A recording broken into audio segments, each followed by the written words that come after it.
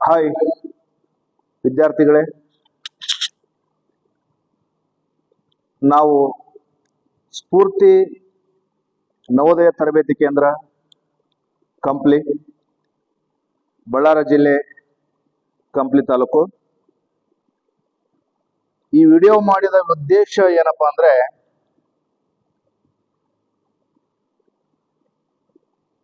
ವಿವಿಧ ಸ್ಪರ್ಧಾತ್ಮಕ ಪರೀಕ್ಷೆಗಳು ಅಂದ್ರೆ ಈ 5ನೇ ತರಗತಿ ಮಕ್ಕಳಿಗೆ ನವೋದಯ, ಮುರಾರ್ಜಿ, ಆದರ್ಶ ಮತ್ತು ಸೈನಿಕ, ಕಿತ್ತೂರು ಇಂಥ ಒಂದು ಸ್ಪರ್ಧಾತ್ಮಕ ಪರೀಕ್ಷೆಗಳಿಗೆ ಬರುವಂತ ವಿಷಯಗಳನ್ನ ನಿಮಗೆ ವಿಡಿಯೋ ಮುಖಾಂತರ ತಿಳಿಸಿಕೊಡಲು ನಾವು ಮುಂದೆ ಬಂದಿದ್ದೇವೆ. ಸಾಧ್ಯವಾದಷ್ಟು ಮಕ್ಕಳಿಗೆ ಈ ವಿಡಿಯೋ ನೋಡಿದ ತಕ್ಷಣನೇ ತಿಳಿಯುವ ಹಾಗೆ ಸರಳ ರೀತಿಯಲ್ಲಿ ನಿಮಗ ತಿಳಿಸಲು ಪ್ರಯತ್ನ ಮಾಡುತ್ತೀನಿ.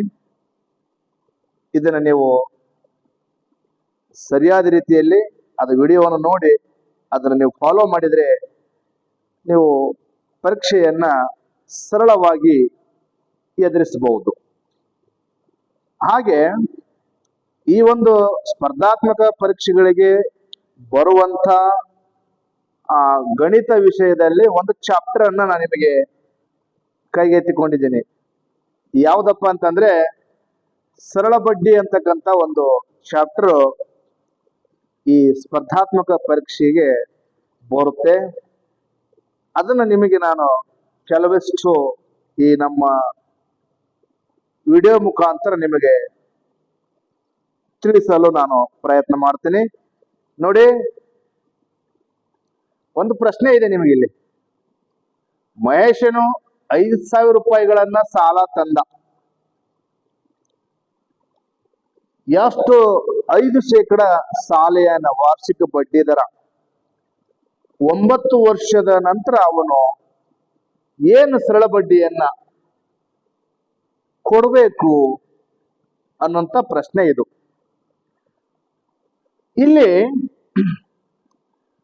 ಈ ಒಂದು ಪ್ರಶ್ನೆಯಲ್ಲಿ ನೀವು ಸರಳವಾಗಿ ಫಸ್ಟ್ ಗುರುತಿಸಬೇಕಾದದ್ದು ಸ್ಪಷ್ಟವಾಗಿ ಅಲ್ಲಿ ಕೊಟ್ಟಂತ ಅಂಶಗಳು, ಏನೇನು ಅಂಶಗಳನ್ನು ಕೊಟ್ಟಾನ, ಯಾವ ಅಂಶವನ್ನು ಪ್ರಶ್ನೆ ಕೇಳ್ಯಾನ ಅನ್ನೋದ್ರ ಬಗ್ಗೆ ಫಸ್ಟ್ ಮಕ್ಕಳು ನೀವು ಏನ್ ಮಾಡಬೇಕಂದ್ರೆ ಪ್ರಶ್ನೆಯನ್ನ ನೀಟಾಗಿ 1 ಸರಿ 2 ಸರಿ ಓದಿಕೋಬೇಕು. ಇಲ್ಲಿ ಮಹೇಶ್ ಅಂತಕ್ಕಂಥ ವ್ಯಕ್ತಿ 5,000 ರೂಪಾಯಿಗಳು, ಈ ರೂಪಾಯಿಗಳಲ್ಲಿ ಇರ್ತಕ್ಕಂಥದ್ದು ಅದು ಅಸಲಾಗಿರುತ್ತೆ. ಆ ನಂತರ ಶೇಕಡಾದಲ್ಲಿ ದರ ಇರುತ್ತೆ. ಆಮೇಲೆ ವರ್ಷ, ತಿಂಗಳ, ದಿನಗಳಲ್ಲಿ ಕಾಲ ಇರುತ್ತೆ. ಇಲ್ಲಿ ಬರ್ತಕ್ಕಂಥ ಅಂಶಗಳು ಮೊದಲು ಗಮನಿಸಬೇಕು. ಈ ಸರಳ ಬಡ್ಡಿ ಅಂತಕ್ಕಂಥ ಒಂದು ಟಾಪಿಕ್ ನಲ್ಲಿ ಏನೇನು ಅಂಶಗಳು ಬರ್ತಾವ ಅನ್ನೋದು ಫಸ್ಟ್ ನಿಮಗೆ ಅದು ಗೊತ್ತಿರಬೇಕು. ಅಸಲು ಬರುತ್ತೆ, ದರ ಬರುತ್ತೆ, ಕಾಲ ಬರುತ್ತೆ, ಆನಂತರ ಸರಳ ಬಡ್ಡಿ, ಆನಂತರ ಮೊತ್ತ ಅಂತಕ್ಕಂಥದ್ದು ಕೂಡ ಬರ್ತೈತಿ. ಸದ್ಯ ಈ ಪ್ರಶ್ನೆಯಲ್ಲಿ ಏನೇನು ದತ್ತಾಂಶಗಳನ್ನ ಕೊಟ್ಟಿದ್ದಾನೆ ಅನ್ನೋದನ್ನ ಗಮನಿಸಿದಾಗ 5,000 ರೂಪಾಯಿಗಳು ಅನ್ನೋದು ಇಲ್ಲಿ ಬರ್ಕೊಂಡಿದ್ದೀನಿ ನಾನು. ಇವನ್ನ ಅಸಲು, ದರ, ಕಾಲ, ಸರಳ ಬಡ್ಡಿ ಅನ್ನೋದು ಯಾವ್ಯಾವ ದತ್ತಾಂಶಗಳನ್ನು ಕೊಟ್ಟಿದ್ದಾನೆ ಅನ್ನೋದು ಆ ದತ್ತಾಂಶಗಳನ್ನ ನಾವ್ ಏನ್ ಮಾಡ್ಬೇಕು ಫಸ್ಟ್ ಇಲ್ಲಿ ಬರ್ಕೊಂಡಾಗ ನಿಮ್ಗ ಲೆಕ್ಕ ಮಾಡಕ್ ಬಹಳ ಈಸಿ ಆಗುತ್ತೆ. ಅದನ್ನ ನಾನು ಬರಿತೀನಿ ನೋಡ್ರಿ. ಈಗ ಇದು ಅಸಲು 5,000 ರೂಪಾಯಿ ಅವನೇನ್ ಮಾಡ್ತಾನ, ಸಾಲವಾಗಿ ತರ್ತಿರಲ್ಲ, ಆ ಮೊತ್ತ ಏನಿರುತ್ತ ಅದು ಅಸಲಾಗಿರುತ್ತೆ. ಆ ನಂತರ ಇಲ್ಲೇ ಐತಿ 5% ಬಡ್ಡಿ ದರಕ್ಕೆ. 5% ಬಡ್ಡಿ ದರಕ್ಕೆ ಅಂತ ಅಂದಾಗ ನಮ್ಮ ದರ ಏನಿರ್ತಪ್ಪ ಅಂತಂದ್ರೆ 5%, 5% ಅಂತ ಹೇಳ್ತೇವೆ. ನಂತರ ಕಾಲ ಅಂತಕ್ಕಂಥದ್ದು ಯಾವ್ದು ಬರ್ತಪ್ಪ ಅಂತಂದ್ರೆ ಬಡ್ಡಿ ದರಕ್ಕೆ 9 ವರ್ಷಕ್ಕೆ, ಅಂದ್ರೆ 9 ವರ್ಷಗಳ ಕಾಲ ಅದನ್ನ ಬಳಸಿಕೊಂಡು ಆನಂತರ ಅದಕ್ಕೆ ಬಡ್ಡಿ ಲೆಕ್ಕ ಮಾಡಿ ಕೊಡ್ಬೇಕಾದ್ರೆ ಏನು ಎಷ್ಟು ವರ್ಷ, 9 ವರ್ಷ ಕಾಲ ಆಗತ್ತೆ. ಲಾಸ್ಟ್ ಕೊನೆಗೆ ಇಲ್ಲಿ ಏನ್ ಮಾಡ್ತಾನಪ್ಪ ಅಂತಂದ್ರೆ ಸರಳ ಬಡ್ಡಿ ಎಷ್ಟು ಅಂತ ಪ್ರಶ್ನೆ ಮಾಡ್ಯಾನಪ್ಪ ಅಂತಂದಾಗ ನೀವು ಸರಳ ಬಡ್ಡಿ ಎಷ್ಟು ಅಂತ ಪ್ರಶ್ನೆ ಮಾಡ್ಕೋಬೇಕು. ಈಗ ಗೊತ್ತಾಗ್ಬಿಡುತ್ತೆ ನೋಡಿ, ಸರಳವಾಗಿ ಗೊತ್ತಾಗ್ಬಿಡುತ್ತೆ ನಿಮಗೆ ಏನ್ ಕಂಡು ಹಿಡಿಬೇಕಂತ ತಾನೇ ಗೊತ್ತಾಗ್ತದ. ಅದಕ್ಕೆ ಮಕ್ಕಳೇ ನೀವು ಫಸ್ಟ್ ಒಂದ್ಸರಿ ನೀಟಾಗಿ ಪ್ರಶ್ನೆಯನ್ನ ಓದಿಕೊಳ್ರಿ. ಓಕೆ, ಹಂಗಾದ್ರೆ ಸರಳ ಬಡ್ಡಿ ಕಂಡು ಹಿಡಿಬೇಕಾಗತ್ತೆ ನಾವು ಈಗ. ಹಾಗಾದ್ರೆ ಸರಳ ಬಡ್ಡಿ ಕಂಡು ಹಿಡಿಲಿಕ್ಕೆ ಒಂದು ಫಾರ್ಮುಲಾ ಸೂತ್ರನ್ನ ನಾವು ಇಲ್ಲಿ ಬರ್ದಿದ್ದೀನಿ. ಸೂತ್ರ ಬರುತ್ತೆ ಅದಕ್ಕೆ. ಏನು ಅಸಲು ಸೂತ್ರ ಹೆಂಗಿರ್ತದ ಅದೇ ರೀತಿ ಬರ್ಕೋಬೇಕು. ಅಸಲು ಅಂತ ಐತಿ ಇಲ್ಲಿ ಪ್ರಶ್ನೆಯಲ್ಲಿ. ಅಸಲು ಎಷ್ಟೈತಿ? 5,000 ರೂಪಾಯಿ ಐತಿ. ದರ ಅಂತ ಐತಿ. ಎಷ್ಟು ದರ ಅದ? 5% ದರ ಐತಿ. ಇಂಟು ಕಾಲ. ಕಾಲ ಎಷ್ಟೈತಿ? 9 ವರ್ಷ ಐತಿ.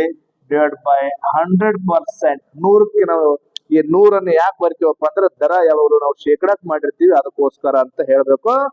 ಸೊ ಇವಾಗ ನಾವು ಇದನ್ನೊಂದಿಷ್ಟು ಕ್ಯಾನ್ಸಲ್ ಮಾಡಮ್ಮ, ಅಂದ್ರೆ ಕಡ್ತ ಹೊಡಿಯಮ್ಮ ಅಂತ ಹೇಳ್ತೀವಿ. ಇಲ್ಲಿ 2 0 ಕ್ಯಾನ್ಸಲ್ ಅದು, 2 0 ಕ್ಯಾನ್ಸಲ್ ಅದು.